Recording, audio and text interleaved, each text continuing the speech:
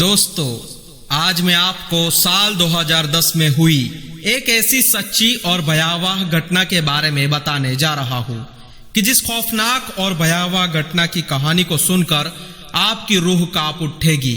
एक ऐसी खौफनाक और भयावह घटना की कहानी कि जिसको पूरे भारत में डीप फ्रीज के नाम से जाना जाता है, कि जिसने उस वक्त पूरे भारत को हिलाकर रख दिया था। दोस्तों, मेरा नाम है अफजल और स्वागत है आप सभी का क्राइम की कहानियों से जुड़े इस मंच पर, कि जिसका नाम है क्राइम पे बात अफजल के साथ। और आज मैं आपको बिल्कुल शुरू से आखिर तक साल 2010 में हुए डीप फ्रीज हत्याकांड की खौफनाक और भयावह कहानी की दास्तान सुनाऊंगा। बने रहिएगा मेरे साथ इस वीडियो में। साल 2010 में इस खौफनाक और भयावह घटना की शुरुआत होती है, जब 29 साल का राजेश गुलाटी नाम का एक व्यक्ति अपनी धर्मपत्नी अनुपमा गुलाटी और अपने 2 नन्हे बच्चों के साथ देहरादून के प्रकाश नगर में रहता था। आपको बताते चले कि राजेश गुलाटी एक सॉफ्टवेयर इंजीनियर था और वो देहरादून में ही एक कंपनी में जॉब किया करता था। राजेश गुलाटी और उसका पूरा परिवार देहरादून में खुशी से रह रहा था, लेकिन तभी अचानक राजेश गुलाटी की धर्मपत्नी अनुपमा गुलाटी तारीख 17 अक्टूबर 2010 के दिन अचानक से रहस्यमय तरीके से कहीं गायब हो जाती है। अनुपमा गुलाटी के अचानक रहस्यमय तरीके से गायब होने के बाद अनुपमा गुलाटी के गायब होने की खबर जब राजेश गुलाटी के ससुराल वालों को पता चली, तभी उन्होंने राजेश गुलाटी से अनुपमा गुलाटी के रहस्यमय तरीके से गायब हो जाने के बारे में पूछा।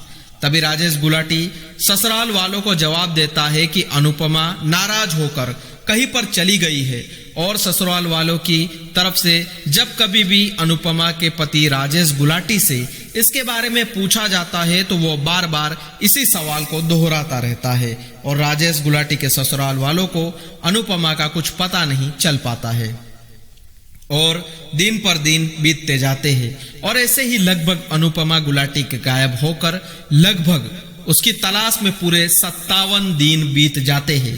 तभी अनुपमा गुलाटी का भाई एस के प्रधान राजेश गुलाटी के घर पर आता है और राजेश गुलाटी से कहता है कि मेरी बहन अनुपमा को गायब होकर बहुत दिन हो चुके हैं और अभी तक उसका कोई पता नहीं चल पाया है, तो हमें पुलिस स्टेशन जाकर अनुपमा की मिसिंग रिपोर्ट दर्ज करवानी चाहिए। अनुपमा के भाई की ये बात सुनकर राजेश गुलाटी भी केस दर्ज करवाने के लिए तैयार हो जाता है, लेकिन वो अनुपमा के भाई एस के प्रधान से कहता है कि मैं बाथरूम से नहा कर आता हूँ, उसके बाद चलते हैं। राजेश गुलाटी जब बाथरूम में नहाने जाता है तभी अनुपमा का भाई एस के प्रधान सोफे पर बैठकर राजेश गुलाटी का इंतजार करने लगता है कि तभी अचानक उसी टाइम उसके मोबाइल पर एक मैसेज आता है। तो मैसेज जो आता है वो उसकी बहन के मोबाइल फोन से आता है, यानी अनुपमा के मोबाइल से था वो मैसेज जो एस के प्रधान के मोबाइल पर आता है। और उस मैसेज में लिखा हुआ होता है कि भैया मेरा इंतजार मत करना, मैं कभी लौट कर नहीं आऊंगी। अपने मोबाइल पर अचानक से अनुपमा के मोबाइल से आए हुए मैसेज को देखकर अनुपमा का भाई एस के प्रधान अचानक से चौंक जाता है कि पिछले 57 दिन से अनुपमा का फोन बंद था और अभी तक अचानक से कोई बातचीत नहीं हो पा रही थी, किसी तरीके का कोई कांटेक्ट नहीं था। इतना ढूंढने के बाद भी अनुपमा का पता नहीं लग पा रहा था, और ये अभी अचानक ये अनुपमा का मैसेज कैसे और कहां से आ गया। खैर, राजेश गुलाटी के बाथरूम से बाहर आने के बाद फौरन अनुपमा के भाई एस के प्रधान उस मैसेज को राजेश गुलाटी को दिखाता है। तभी उस मैसेज को देखकर राजेश गुलाटी अनुपमा के भाई एस के प्रधान को कहता है कि मैंने तो पहले ही कहा था कि अनुपमा हम सबसे नाराज होकर कहीं चली गई है, तो हमें परेशान होने की कोई जरूरत नहीं है, वो वापस लौट कर आ जाएगी जब उसकी नाराजगी हमसे खत्म हो जाएगी। इसलिए मेरी बात सुनो, हमें किसी भी पुलिस स्टेशन जाने की कोई जरूरत नहीं है और किसी भी तरह की कोई केस दर्ज करवाने की क्या जरूरत है।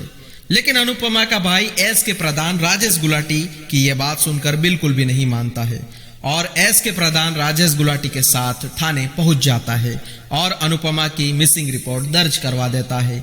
और आखिरकार पूरे 57 दिन के बाद अनुपमा की मिसिंग रिपोर्ट कुछ इस तरह पुलिस स्टेशन में दर्ज हो ही जाती है। अब अनुपमा की मिसिंग रिपोर्ट दर्ज हो जाने के बाद पुलिस अधिकारी अपना काम शुरू कर देते हैं। आपको बताते चले कि मिसिंग रिपोर्ट दर्ज हो जाने के 4 या 5 घंटे बाद कुछ पुलिस अधिकारी राजेश गुलाटी के घर पर आते हैं और उनसे अनुपमा के बारे में पूछताछ करते हैं। खैर, आपको बताते चले कि पुलिस अधिकारी के द्वारा की जा रही ये पूछताछ महज एक औपचारिक पूछताछ थी, लेकिन तभी अचानक उनमें से एक पुलिस अधिकारी की नजर राजेश गुलाटी के घर पर सामने रखे हुए एक ब्रांड न्यू फ्रिज पर चली जाती है। तभी राजेश गुलाटी के यहाँ पूछताछ करने आए हुए उस पुलिस अधिकारी को कुछ संदेह होता है, क्योंकि आपको बताते चले कि डीप फ्रीज आमतौर पर घरों में नहीं रखा जाता है।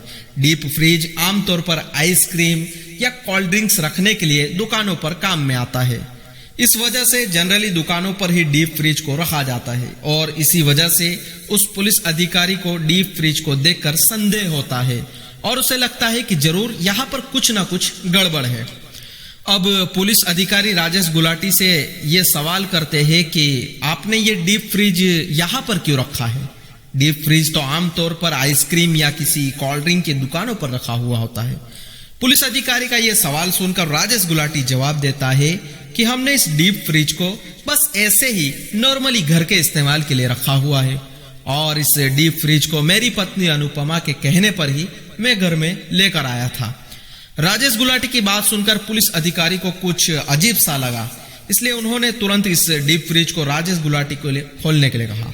लेकिन तभी राजेश गुलाटी ने पुलिस अधिकारियों से कहा कि इस डीप फ्रिज की चाबी तो मेरी पत्नी अनुपमा के पास है। लेकिन जब राजेश गुलाटी के ऊपर पुलिस अधिकारियों को द्वारा दबाव बनाया गया और फिर अपने तरीके से राजेश गुलाटी से पूछताछ करना शुरू किया गया, तब जाकर राजेश गुलाटी ने पुलिस अधिकारियों को उस डीप फ्रिज की चाबी अपनी अलमारी से लाकर दे दी। राजेश गुलाटी के पास से उस डीप फ्रिज की चाबी लेने के बाद जैसे ही पुलिस अधिकारियों ने उस डीप फ्रिज को ओपन किया तो वैसे ही उस डीप फ्रिज में पुलिस अधिकारियों को काले रंग की थैलियां रखी हुई देखने को मिली, जिन थैलियों के ऊपर ढेर सारी बर्फ जमी हुई थी। अब पुलिस अधिकारी राजेश गुलाटी से सवाल करते हैं और पूछते हैं कि इन काले रंग की थैलियों में क्या है, इनमें क्या चीज है रखी हुई। तभी राजेश गुलाटी पुलिस अधिकारियों को बताते हैं कि इन काले रंग की थैलियों में मीट है। आपको बताते चले कि काफी समय से वो मीट डीप फ्रिज में रखा हुआ था और उसके ऊपर बर्फ भी जमी हुई थी, जिसकी वजह से वो एकदम सख्त हो चुका था। खैर, अब पुलिस अधिकारी के द्वारा उन काले रंग की थैलियों में से 2 थैलियों को डीप फ्रिज के बाहर निकाला जाता है और कुछ देर तक उन दोनों काले रंग की थैलियों को डीप फ्रिज के बाहर रख दिया जाता है। अब दोनों थैलियों को बाहर रखने के बाद उस पर जमी हुई बर्फ धीरे धीरे पिघल जाती है और उसमें रखा हुआ मीट भी नरम हो जाता है। तभी पुलिस अधिकारी उन थैली को ओपन करते हैं कि तभी अचानक उनमें से एक थैली में पुलिस अधिकारियों को इंसान की कटी हुई उंगली प्राप्त होती है।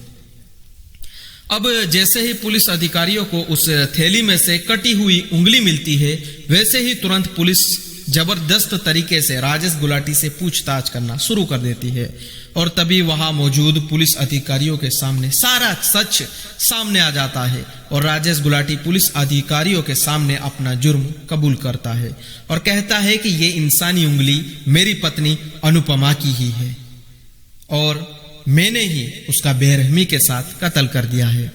आपको बताते चले कि इस मामले में पुलिस अधिकारियों के द्वारा पूरी 35 थैलियां बरामद की गई, जिसके अंदर अनुपमा के शव के छोटे छोटे टुकड़े करके अनुपमा के पति राजेश गुलाटी के द्वारा रखा गया था। अब पुलिस अधिकारी राजेश गुलाटी को अनुपमा के शव के बाकी हिस्सों के बारे में पूछताछ करती है।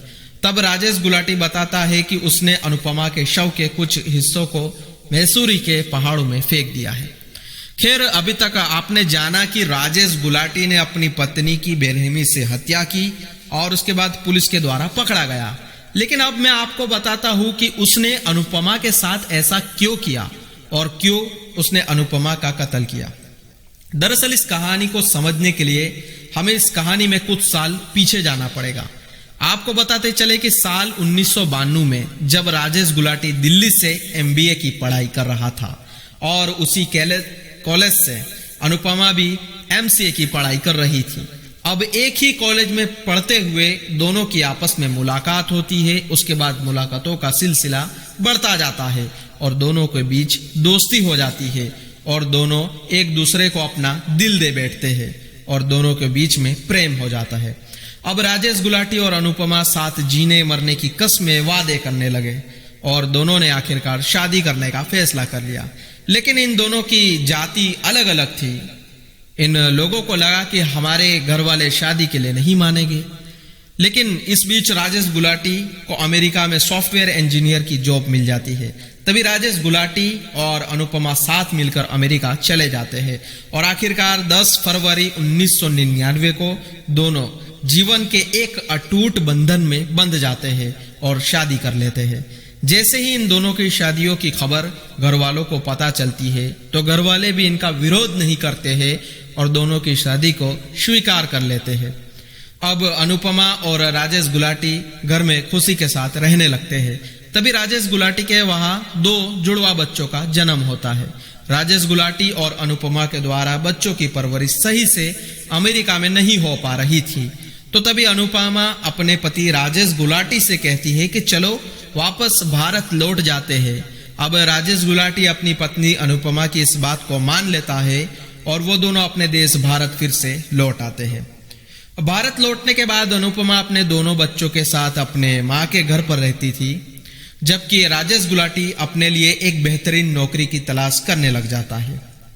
और तभी राजेश गुलाटी की नौकरी कोलकाता की एक मल्टीनेशनल कंपनी में लग जाती है और राजेश गुलाटी कोलकाता में ही शिफ्ट हो जाता है। अब अनुपमा दिल्ली में रहकर अपने दोनों बच्चों की परवरिश कर रही थी और राजेश गुलाटी कोलकाता में नौकरी कर रहा था और वहीं पर वो रहने लगा था और सब कुछ एकदम ठीक ठाक चल रहा था। लेकिन राजेश गुलाटी कोलकाता में जिस जगह पर रहता था ठीक उसके पड़ोस में एक खूबसूरत महिला भी रहा करती थी। अब राजेश गुलाटी की उस महिला से मुलाकात होती है, दोनों की आपस में बातचीत शुरू हो जाती है और राजेश गुलाटी उस महिला से प्रेम करने लग जाता है। खैर राजेश गुलाटी और उस महिला की अफेयर की खबर राजेश गुलाटी की पत्नी अनुपमा को लग जाती है। अब अनुपमा सीधे कोलकाता पहुंच जाती है और वहां पर जाकर वो खूब हंगामा करती है और इस बात की खबर वहां की पुलिस को लग जाती है। अब पुलिस आती है और केस दर्ज होता है। पुलिस के द्वारा केस दर्ज कर देने के बाद इस हंगामे की बात कोर्ट में पहुंच गई।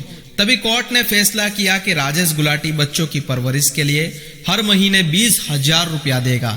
लेकिन कोर्ट में राजेश गुलाटी और अनुपमा दोनों समझौता कर लेते हैं और साथ में रहने की बात करते हैं। इस घटना के बाद राजेश गुलाटी हमेशा के लिए कोलकाता छोड़कर देहरादून आ जाता है और उसकी नौकरी देहरादून में लग जाती है। अब राजेश और अनुपमा दोनों देहरादून में अपने बच्चों के साथ रहने लग जाते हैं। धीरे धीरे ही सही इनका परिवार अब खुशी के साथ रह रहा था। लेकिन आपको बताते चले कि राजेश गुलाटी ने अनुपमा के साथ जो किया था वो अनुपमा को बिल्कुल भी बर्दाश्त नहीं हो पा रहा था और उसे बार बार राजेश गुलाटी के द्वारा की गई बेवफाई याद आती थी और अब वो राजेश गुलाटी पर शक करने लग गई थी और इसी तरह से दोनों के बीच आए दिन खूब झगड़े होने लगे थे। आपको बताते चले कि इन दोनों के बीच हो रहे छोटे छोटे झगड़े अब बढ़ने लग गए थे। फिर अचानक एक रोज तारीख 17 अक्टूबर 2010 को दशहरे के दिन रात को जब दोनों बच्चे सो गए तब अनुपमा और राजेश गुलाटी के बीच जमकर झगड़ा हुआ और इन दोनों के बीच हो रहा यह झगड़ा इतना भयानक था कि यह झगड़ा मारपीट तक पहुंच गया। इस मारपीट में राजेश गुलाटी ने अनुपमा को जोरदार धक्का दे दिया। अनुपमा को धक्का लगने के बाद अनुपमा का सर बेड से टकरा जाता है और वो बेहोश हो जाती है। आधे घंटे तक अनुपमा बेहोश रहती है। तभी राजेश गुलाटी डर जाता है कि अगर अनुपमा को होश आ गया तो वो एक केस और कर देगी मेरे खिलाफ, क्योंकि एक केस का राजेश गुलाटी पहले ही सामना कर चुका था। तो वो कोर्ट केस से डरकर अपने घर में पड़ी हुई रुई लेकर आता है और अनुपमा के मुंह में ठूस देता है, जिसकी वजह से अनुपमा का दम घुट जाता है और उसकी मृत्यु हो जाती है। अब राजेश गुलाटी अनुपमा की लाश को बाथरूम में रख देता है और सोचने लग जाता है कि अनुपमा की लाश को किस तरीके से ठिकाने लगाया जाए। अब अगले दिन राजेश गुलाटी अपने दोनों बच्चों को स्कूल भेज देता है और खुद बाजार चला जाता है और बाजार जाकर सबसे पहले राजेश गुलाटी एक डीप फ्रीज खरीदता है और डीप फ्रीज को घर पर लाकर रख देता है। और उसके बाद फिर से राजेश गुलाटी बाजार जाता है और बाजार से लकड़ी काटने वाली एक कटर मशीन खरीदता है और लकड़ी काटने वाली मशीन को घर पर लाकर रख देता है। और फिर तीसरी बार फिर से राजेश गुलाटी बाजार जाता है और एक आरी खरीद कर ले आता है और उसके बाद राजेश गुलाटी अनुपमा की लाश को डीप फ्रीज के अंदर रख देता है। अब जब रात को जब बच्चे सो जाते हैं तभी रात के समय राजेश गुलाटी डीप फ्रीज के अंदर से अनुपमा की बॉडी को निकालता है और उसकी बॉडी के छोटे छोटे हिस्से करके काट देता है और लगभग राजेश गुलाटी के द्वारा अनुपमा की बॉडी के 72 टुकड़े करने के बाद उसकी लाश को काले रंग की थैलियों में पैक करके डीप फ्रीज में रख दिया गया। अगले दिन सुबह जब राजेश गुलाटी को उसके बच्चों ने पूछा अपनी माँ के बारे में, तब राजेश गुलाटी ने अपने बच्चों से अनुपमा के बारे में कहा कि वो दिल्ली गई हुई है और जल्द ही लौट आएगी। आपको बताते चले कि जब कभी राजेश गुलाटी के बच्चों की छुट्टी होती थी तभी राजेश गुलाटी अपने बच्चों को मसूरी या देहरादून घुमाने के लिए अक्सर ले जाया करता था और अपने साथ में 1 या 2 पॉलीथीन ले जाता था जिसके अंदर अनुपमा के बॉडी के टुकड़े रखे हुए होते थे और राजेश गुलाटी अनुपमा के बॉडी के टुकड़ों को इस तरीके से पहाड़ों में फेंक दिया करता था घूमने जाने के बहाने से। अब ऐसे ही लगभग पूरे 57 दिन गुजर चुके थे। इतने दिन गुजर जाने के बाद भी अनुपमा की डेड बॉडी से बदबू इसलिए नहीं आ रही थी क्योंकि अनुपमा की डेड बॉडी के टुकड़े डीप फ्रीज के अंदर रखे हुए थे और डीप फ्रीज में रखे होने के कारण अनुपमा की डेड बॉडी के टुकड़े सड़े नहीं थे, इसलिए बदबू नहीं आ रही थी। आपको बताते चले कि राजेश गुलाटी ने लाश को छुपाने का यह आइडिया हॉलीवुड की एक मूवी से प्रेरित होकर लिया था। राजेश गुलाटी ने अपने ससुराल वालों को बता दिया था कि अनुपमा नाराज होकर कहीं पर चली गई है और इस तरह राजेश गुलाटी ने अपना सारा राज कई दिनों तक छुपाए हुए रखा। आपको बताते चले कि राजेश गुलाटी अपने मकसद में लगभग कामयाब हो ही गया था अगर वो एक छोटी सी गलती ना करता। राजेश गुलाटी की वो छोटी सी गलती आखिर में उस पर ही भारी पड़ गई। उसने अनुपमा के भाई को अनुपमा के मोबाइल से जो मैसेज किया था उसके बाद ही अनुपमा के भाई के प्रधान ने पुलिस अधिकारियों के सामने अपने जीजा पर शक जाहिर किया कि उसे अनुपमा के गायब होने के बारे में जरूर कुछ ना कुछ पता है, आप इनकी पूछताछ कीजिए।